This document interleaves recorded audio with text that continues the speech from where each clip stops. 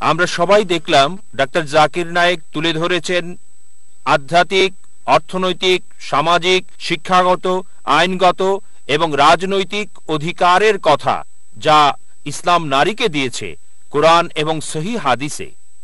এখন আমরা ইনশাআল্লাহ আরও উপভোগ্য পর্ব, উন্মুক্ত প্রশ্নোত্তর পর্বে যাব।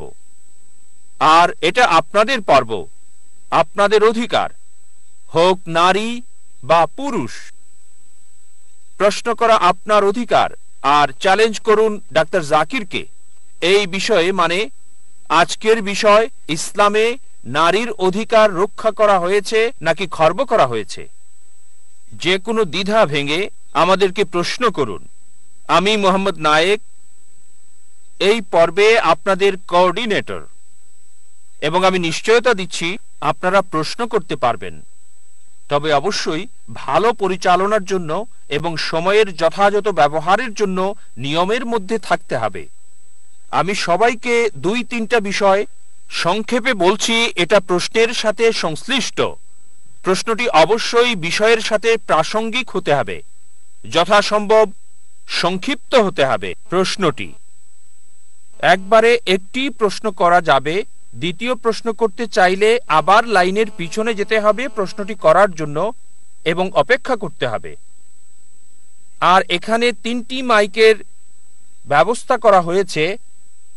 একটা সামনে আমার বাম দিকে পুরুষদের জন্য, দ্বিতীয়টি দূরে পুরুষদের জন্য, আর একটা মাইক রয়েছে সামনে মহিলা সেকশনে প্রশ্ন করার জন্য। অমুসলিমদেরকে আমরা অগ্রাধিকার প্রদান করব তাদের প্রশ্ন করার ক্ষেত্রে।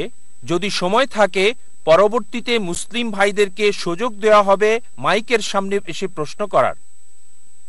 ভলান্টিয়ার ভাইদের যথাযথ দায়িত্ব পালনের জন্য দৃষ্টি আকর্ষণ করছি। দয়া করে আপনার নাম এবং পেশা বলুন ডাক্তার জাকির নায়েককে প্রশ্ন করার আগে।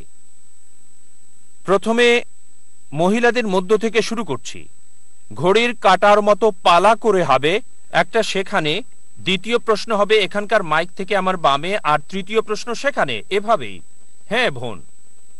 আসসালামু আলাইকুম ভাই জাকির। আমার নাম দীপালি টেমকার। আমি পুনে থেকে এসেছি। আমি ইনসিডেন্ট ম্যানেজার হিসেবে কাজ করছি এমএনসিতে। আমি ইসলাম ধর্ম গ্রহণ করব। আমি চাই যে আপনি আমাকে কলেমা পড়তে সাহায্য করুন।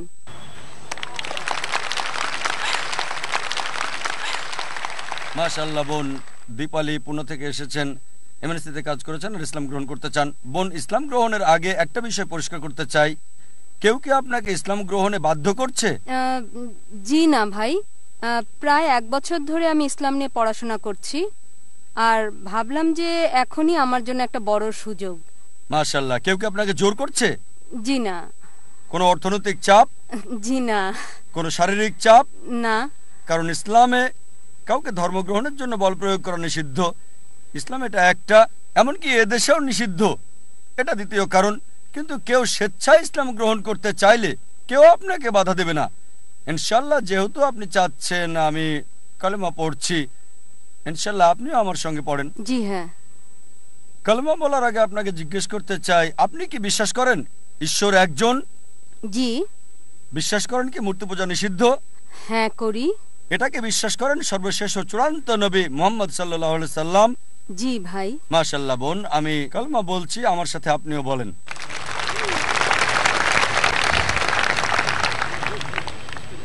আশহাদু আল্লাহ ইলাহা ইল্লাল্লাহ ওয়া আশহাদু আন্না মুহাম্মাদান আবদুহু ওয়া রাসূলুহু।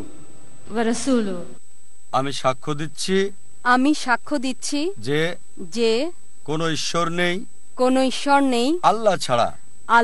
আমি আরো সাক্ষ্য দিচ্ছি যে নবী মুহাম্মদ হলেন বান্দা এবং রাসূল আল্লাহর। মাশাআল্লাহ বোন, এখন আপনি মুসলিম। ধন্যবাদ। আল্লাহ সুবহানাহু ওয়া তাআলা আপনাকে পুরস্কৃত করুন, যেন আল্লাহ আপনাকে জান্নাতে দেন। এটা ভালো আপনি ইসলাম নিয়ে 1 বছর পড়াশোনা করেছেন, খুবই ভালো যে কোরআন হাদিস পড়েছেন। অন্যথায় মিডিয়া ইসলামকে দেখলে হয়তো আপনি ইসলাম গ্রহণ করতেন না। আল্লাহ সুবহানাহু ওয়া তাআলার কাছে দোয়া করি যাতে আপনার প্রচেষ্টা কবুল করেন আর ইনশাআল্লাহ আপনাকে জান্নাতে দেবেন। ধন্যবাদ। ধন্যবাদ। হ্যাঁ ভাই। হরে কৃষ্ণা। আমার নাম রবিকান্ত পান্ডে, বয়স 23 বছর, আর আমি গ্রাজুয়েশন করেছি কলকাতা বিশ্ববিদ্যালয় থেকে, আর আমি সনাতন ধর্মের অনুসারী। আসলে আপনার সামনে কথা বলার মতো যোগ্যতা আমার নাই, তবুও কিছু বলার চেষ্টা করছি। আর আমার মনে একটা প্রশ্ন, আর আমার ভুলও হতে পারে কারণ আমি ভালো ইংলিশ জানি না, তাই মাফ করবেন। আমার প্রশ্ন হলো, সনাতন ধর্মেও এটা লেখা আছে শৈশবে নারীকে রক্ষা করবে পিতামাতা, যৌবনে রক্ষা করবে তার স্বামী, আর বৃদ্ধকালে বড় ছেলে রক্ষা করবে। সনাতন ধর্ম বলছে এই পৃথিবীতে কোনো ভালোবাসা নেই, এই পৃথিবীতে সবাই লোভী। সুতরাং ভালোবাসা আর লোভ দুটো ভিন্ন জিনিস, আর এই দুটো একই প্ল্যাটফর্মে যেতে পারে না। তাই আমাদের দায়িত্ব হলো ঈশ্বরের সেবা করা।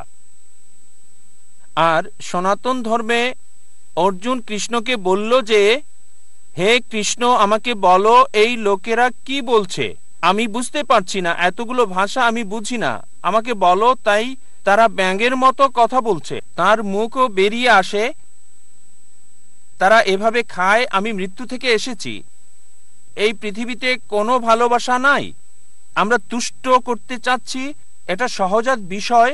বলা যায় সনাতন ধর্ম বলছে নারী পুরুষের সাথে যুক্ত হয়, পুরুষ নারীর সাথে যুক্ত।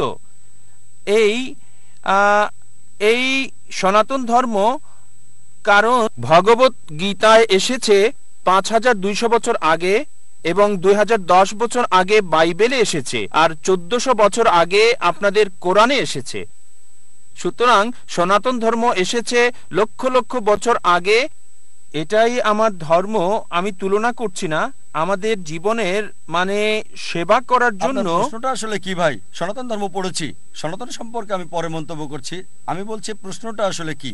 আপনি বলতে চান সনাতন ধর্ম হিন্দুইজম নারীকে রক্ষা করে? না, আমি বলছি আমাদের দায়িত্ব কি মহিলাদের খুশি করা নাকি ঈশ্বরকে, ঈশ্বরের সেবা করা? ভাই প্রশ্ন করলেন আমাদের দায়িত্ব কি মহিলাদের খুশি করা নাকি ঈশ্বরকে খুশি করা? হ্যাঁ। ভাই বললেন যে আমাদের দায়িত্ব কি মহিলাদের খুশি করা, ভালোবাসা বা আকাঙ্ক্ষা, নাকি সর্বশক্তিমান ঈশ্বরকে খুশি করা?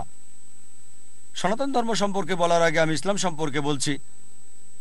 আল্লাহ পবিত্র কোরআনে বলেছেন, আমার আলোচনায় বলেছি, সূরা রুম অধ্যায় 30 আয়াত 21 বলা হয়েছে, আল্লাহ সুবহানাহু ওয়া তাআলা তোমাদের সঙ্গী সৃষ্টি করেছেন তোমাদের থেকে যেন তোমরা শান্তি পেতে পারো, আর তিনি আমাদের হৃদয়ে দয়া ভালোবাসা সৃষ্টি করেছেন। তার মানে আল্লাহ আমাদের সঙ্গী সৃষ্টি করেছেন, আমাদের স্ত্রীদের, আমাদের সাথীদের, তাদের নিকট থেকে যেন শান্তি পেতে পারি, তোমরা শান্তি পাবে, সুখ পাবে। আর সর্বশক্তিমান ঈশ্বর তোমাদের হৃদয়ে ভালোবাসা সৃষ্টি করেছেন। আমাদের প্রিয় নবী মুহাম্মদ সাল্লাল্লাহু আলাইহি সাল্লাম বলেছেন যে স্ত্রীর সাথে সহবাস করাটা হচ্ছে নেকির কাজ। সাহাবীগণ বললেন, সহবাস করা সওয়াবের কাজ কিভাবে? উত্তর হচ্ছে, কারণ তুমি তো বৈধ পথেই আছো। যদি অবৈধভাবে তা করতে, স্ত্রী ছাড়া অন্য কারোর সাথে, এটা নিষিদ্ধ। সুতরাং বৈধ পথে থাকলে এটা ভালো, এটা উত্তম, আপনি ভালো কাজ করছেন। তাই স্ত্রীর সাথে সহবাস করলে তার জন্য সর্বশক্তিমান ঈশ্বর প্রতিদান দেবেন। আপনি ঠিকই বলেছেন যে ভালোবাসা স্বার্থের জন্য।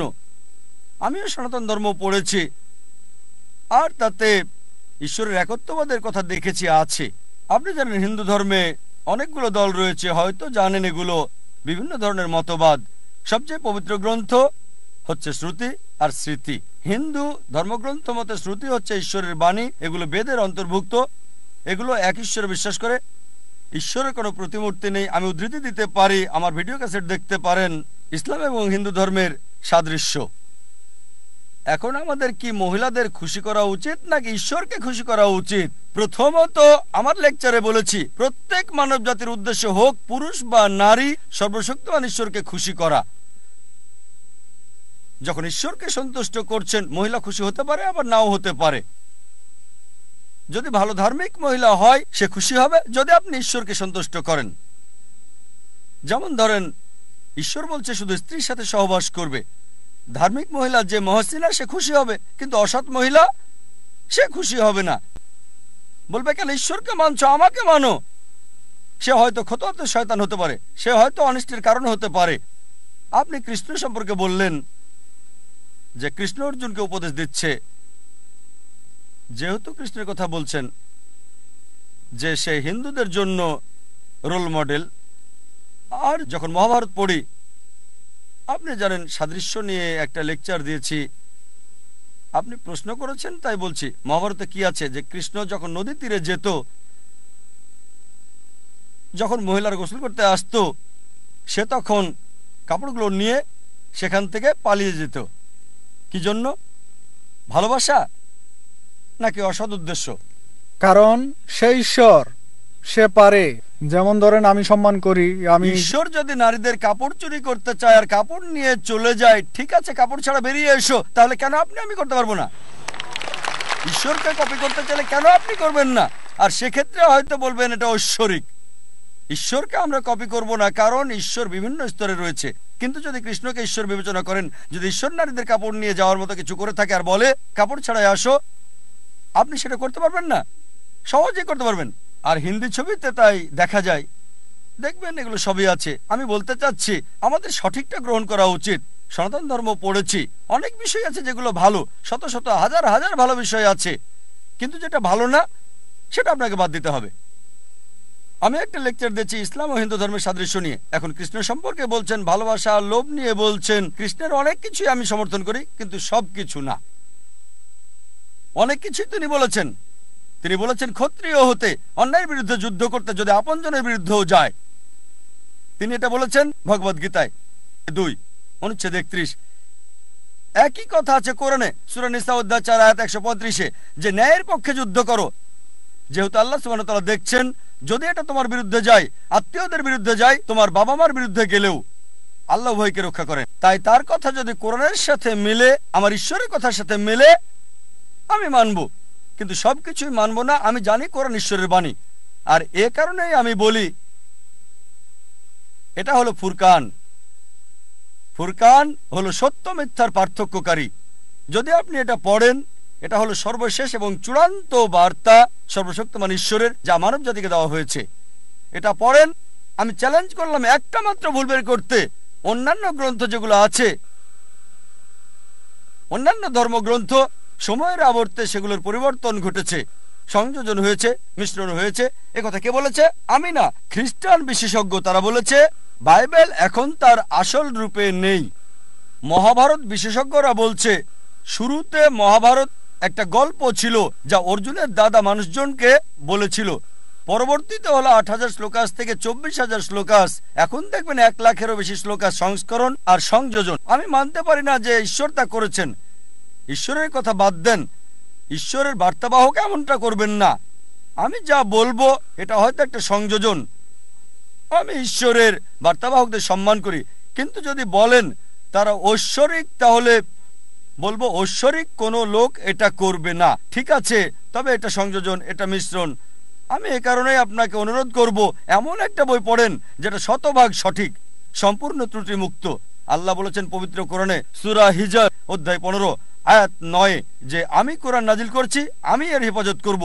সর্বশক্তিমান ঈশ্বর নিজেই বলেছেন তিনি এই কোরআনকে হেফাজত করবেন।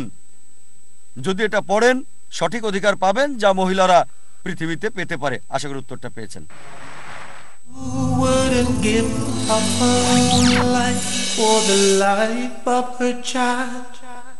আসসালামু আলাইকুম, আমি মোহাম্মদ বদরুদ্দোজা নদভী। আপনারা দেখছেন পিস টিভি বাংলা।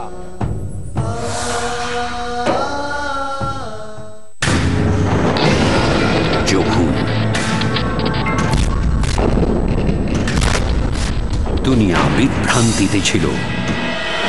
তখন আল্লাহর অন্তিম কিতাব নাজিল হচ্ছিল এক পূর্ণাঙ্গ জীবন বিধান নিয়ে।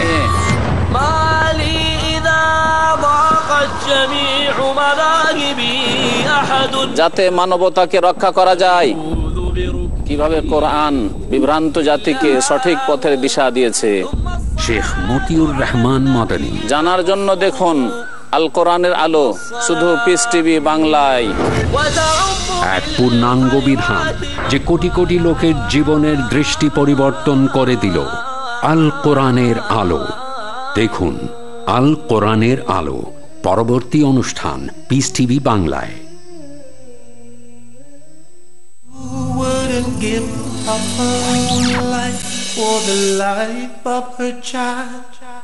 হ্যাঁ ভাই। হাই, আমার নাম ক্লোই, কানাডা থেকে এসেছি। আমি এখানে মুম্বাইয়ের ছাত্রী।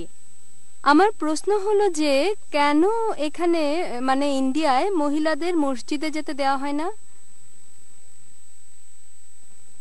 বোন খুব সুন্দর একটা প্রশ্ন করলেন যে কেন ইন্ডিয়াতে মহিলাদের মসজিদে যেতে দেওয়া হয় না। এজন্য ইন্ডিয়া দায়ী, কোরআন হাদিস না। আমি আমার লেকচারে বলেছি ইসলামকে বিচার করবেন না মুসলিমদের দেখে অথবা মুসলিম সমাজের লোকদের দেখে, ইসলামকে বিচার করবেন কোরআন এবং সহিহ হাদিস দেখে। আমাদের প্রিয় নবীজি মুহাম্মদ সাল্লাল্লাহু আলাইহি ওয়াসাল্লাম বলেছেন, সহিহ বুখারীর একটা হাদিস, তিনি বলেছেন আল্লাহর ভৃত্যদের মধ্যে মহিলাদেরকে মসজিদে যেতে বাধা দিও না। আরেকটা হাদিস সহিহ বুখারীর ভলিউম নাম্বার 1 বুক অফ সালাহ 865 নম্বর আগে তিনি বলেছেন যে যদি মহিলা ভৃত্য মানে মুসলিম নারী আল্লাহর ভৃত্য যদি তারা মসজিদে যেতে চায় রাতের বেলায়, তাদের বাধা দিও না। এখন আমাদের ভারতীয় সংস্কৃতিতে মহিলারা মসজিদে যেতে পারে, তাদের যেতে দেওয়া হয়, তবে আলাদা ব্যবস্থা, আলাদা প্রবেশ পথ, আলাদা অজুর ব্যবস্থা, নামাজের জন্য আলাদা জায়গা। আমরা মুসলিমরা নারী পুরুষের অবাধ মেলামেশায় বিশ্বাস করি না, যেমনটা চার্চে বা মন্দিরে গেলে দেখবেন। কেন? কারণ নামাজের সময় আমরা যখন নামাজ পড়ি আমরা মানুষে মানুষে কোনো পার্থক্য করি না, কাঁধে কাঁধ মিলিয়ে দাঁড়াই। পাশের লোকটি কেমন তা দেখা হয় না, লোকটা কালো বা সাদা, হলুদ বা বাদামি, ধনী বা গরিব, আমরা কাছাকাছি দাঁড়িয়ে নামাজ পড়ি। এখন যদি কোনো মহিলা কাঁধে কাঁধ মিলিয়ে দাঁড়ায়, চিকিৎসকরা আমাদের বলে যে মহিলাদের শরীরের তাপমাত্রা 1 ডিগ্রি বেশি। যদি কাঁধে কাঁধ মিলিয়ে নামাজ পড়েন আপনার মনোযোগ মহিলার দিকে বেশি যাবে আল্লাহ তাআলার চেয়ে। এজন্য আলাদা ব্যবস্থা কিন্তু সুবিধা সমান, আলাদা প্রবেশ পথ, আলাদা অজুর ব্যবস্থা। আপনি হাত ধোবেন, আপনার পা ধোবেন, না মাহরামের সামনে এগুলো করতে পারবেন না। কিন্তু ইন্ডিয়াতে অনেক মসজিদে এই ব্যবস্থা নাই, তবে আলহামদুলিল্লাহ এটা শুরু হয়েছে। বোম্বেতে কিছু মসজিদ আছে যেখানে মহিলাদের জন্য নামাজের ব্যবস্থা রয়েছে। সাউথ ইন্ডিয়াতেও কিছু মসজিদ আছে, আমি সেখানে গিয়েছি। তবে আমি একমত, প্রয়োজনের তুলনায় এটা খুবই কম। যদি সৌদি আরবে যান প্রায় সব মসজিদে 95%-এর বেশি মসজিদে মহিলাদের নামাজের ব্যবস্থা আছে। 95%-এরও বেশি, হতে পারে 99 বা তারও বেশি, আমি জানি না, তবে 95%-এর বেশি মসজিদে মহিলাদের জন্য আলাদা ব্যবস্থা আছে। লন্ডনে যান বা আমেরিকায় যান, বিদেশে প্রায় সব দেশেই আছে, শুধু ভারতে নেই। সুতরাং সমস্যাটা ভারতীয় মুসলিমদের। তাই আমি বলেছি যে এই আলাদা ব্যবস্থা মহিলাদের জন্য করতে হবে, আলাদা, তবে সমান সুযোগ, যাতে মহিলারাও আল্লাহ সুবহানাহু ওয়া তাআলার ইবাদত করতে পারে। আশা করি উত্তরটা পেয়েছেন। ধন্যবাদ। হ্যাঁ ভাই। শুভ সন্ধ্যা স্যার, আমার নাম আশিস। আমার প্রশ্ন হলো, ইসলামে একটা নিয়ম আছে যে নিহতের পরিবারকে ক্ষতিপূরণ দেওয়া। নিহতের পরিবারকে ক্ষতিপূরণ দিয়ে অভিযোগকারীকে অভিযোগ থেকে মুক্ত করা, এর পিছনে যুক্তিটা কি? আর এটা কি নিহতের পরিবারের প্রতি অবিচার নয়? ভাই প্রশ্ন করলেন যে দিয়া মানির ব্যাপারে, এর মানে রক্তের বদলা দেওয়া। ইসলামে যদি কেউ কাউকে হত্যা করে বা খুন করে কোনো কিছুর জন্য, নিহতের পরিবারের সদস্যরা মাফ করে দিতে পারে, টাকার বিনিময়ে মাফ করতে পারে। আর এই বিষয়টা হচ্ছে, ধরেন কেউ গাড়ি চালাচ্ছে অথবা রাস্তায় হাঁটছে, তখন সমস্যা হয়ে গেছে বা দুর্ঘটনায় কেউ মারা গেলে, এক্ষেত্রে অসতর্ক অবস্থায় হয়েছে, তারপরও ধরেন ডাক্তার অপারেশন করছে আর অসতর্কতার বিষয়টা ধরা পড়ল, রোগী মারা গেল, ইসলামিক আইন মৃত্যুদণ্ড। কিন্তু মৃত ব্যক্তির আত্মীয়রা যদি বলে যে ঠিক আছে ডাক্তার ভালো ছিল, সে আসলে আমাদের সন্তানকে হত্যা করেনি, আমি তাকে মাফ করলাম, তাহলে রোগীর জীবন বাঁচাতে গিয়ে যদি কিছু হয়ে যায় সে মুক্তি পেয়ে যাবে। কিন্তু যদি অসতর্কতায় কিছু হয় আর লোকটা মারা যায় তাহলে মৃত্যুদণ্ড, কারণ এটা তার দোষ। এই ক্ষেত্রে যদি অবহেলার বিষয়টা 100% প্রমাণ হয়, তাহলে নিহতের পরিবার ইচ্ছা করলে বলতে পারে তাকে ক্ষমা করে দিলাম, তাকে এমনিতেই ক্ষমা করে দিলাম, 1 টাকা নিয়ে ক্ষমা করে দিলাম, অথবা 1 মিলিয়ন টাকা নিয়ে। হতে পারে 1 মিলিয়ন একটা শাস্তি, আর এমন কাজ করো না, এটা এখন করেছো, আমি তোমার জীবন নিতে চাই না, তবে 1 মিলিয়ন হলো শাস্তি। তাই ইসলামে এক্ষেত্রে মৃত ব্যক্তির পরিবারের সদস্যরা তাকে ক্ষমা করে দিতে পারে যে কোনো শাস্তি দিয়ে। তবে ষড়যন্ত্রের হত্যার ক্ষেত্রে শতভাগ প্রমাণিত হলে শাস্তি মৃত্যুদণ্ড। এই বিষয়গুলো কেবল ক্ষমার যোগ্য হলেই বিবেচনা করা হয়ে থাকে। যদি কেউ রাস্তার মধ্যে বোম ব্লাস্ট করে আর 100 মানুষকে হত্যা করে, নিরপরাধ মানুষ, কোনো ক্ষমা নেই, মৃত্যুদণ্ড সরাসরি। বুঝতে পারছেন? এখন ধরেন আপনি কিছু করছেন, হতে পারে একটা দালান বানাচ্ছেন, সেখানে অসতর্কতা ছিল, শ্রমিক বিদ্যুৎপৃষ্ট হলো, তাহলে নির্মাতা দায়ী। পরিবারের সদস্যরা বলতে পারে ঠিক আছে আমরা তাকে ক্ষমা করে দিলাম। স্ত্রী বলল আমার স্বামী প্রতিদিন 2000 টাকা করে উপার্জন করত, এখন যদি আমি 5000 টাকা দাবি করি, সারা জীবন আপনি আমাকে কত দিবেন? বছরে 25,000 করে, 5 লাখ কত বছরে দিবেন? কত বছর? 20। কিন্তু এখন যদি 5 লাখ টাকা আমি নিয়ে আর অন্য কোথাও বিনিয়োগ করি, তবে পাবো 4-5 হাজার টাকা প্রতি মাসে, ঠিক? তাই আমি তাকে ক্ষমা করে দিলাম, এই টাকা দিয়ে অন্তত বেঁচে থাকতে পারবো। এই দৃষ্টিকোণ থেকে অনেক বিষয় রয়েছে, এটা একমাত্র কারণ না। আপনাকে উদাহরণ দিচ্ছি, এইসব ক্ষেত্রে যা ঘটে, ইন্ডিয়ান আইনে কি হয়? মৃত্যুদণ্ডই শেষ। কিন্তু স্বামী তো মরে গেছে, এখন তার কি হবে? সরকার দেখাশোনা করবে? উপার্জনকারীর মৃত্যু হয়েছে, স্ত্রী সন্তান রাস্তায় নেমে গেছে, সরকার সাহায্য করে না। তাই এখানে অন্তত ক্ষতিপূরণ পাচ্ছে, টাকাটা বিনিয়োগ করে মাসে পাচ্ছে 5,000 টাকা। তাই অন্তত কিছুটা হলেও স্ত্রী সন্তানের সুবিধা হচ্ছে। সম্পূর্ণ ক্ষতি হয়তো পূরণ হবে না, অনেক ক্ষেত্রে মাফ করে দিতে পারে কোনো টাকা নেওয়া ছাড়াই। এজন্য ইসলাম বিভিন্ন অবস্থার অনুমতি দিয়েছে যাতে মানুষের কল্যাণ হয়। আশা করি উত্তরটা পেয়েছেন। কোনো বোন কি প্রশ্ন করবেন? হ্যালো, আসসালামু আলাইকুম। আমি সাদিয়া আকরাম। আমি বিজনেস ম্যানেজমেন্ট স্টাডিজের প্রথম বর্ষের ছাত্রী। আমার প্রশ্ন হলো যে আপনি বলেছেন যে মুসলিম মহিলাদের জন্য কিছু পেশা নিষিদ্ধ, যেমন অ্যাক্টিং, মডেলিং আর ডান্সিং। এখন এটা কি মুসলিম পুরুষদের জন্যও নিষিদ্ধ? বোন, আপনি প্রশ্ন করলেন, আমি লেকচারে বলেছি যে পেশায় শরীর প্রদর্শন করা হয়, যেমন ডান্সিং, তারপর মডেলিং আর অভিনয়, এগুলো কি পুরুষদের জন্য নিষিদ্ধ? যদি সেই অ্যাক্টিং বা মডেলিং ইসলামিক শরিয়ার বিরুদ্ধে যায় সেটা হারাম। যেমন ধরেন একজন মুসলিম পুরুষ যদি কোনো স্যুটের মডেল হন, সেই অ্যাডে হারাম কিছু না থাকে তাহলে অনুমতি আছে।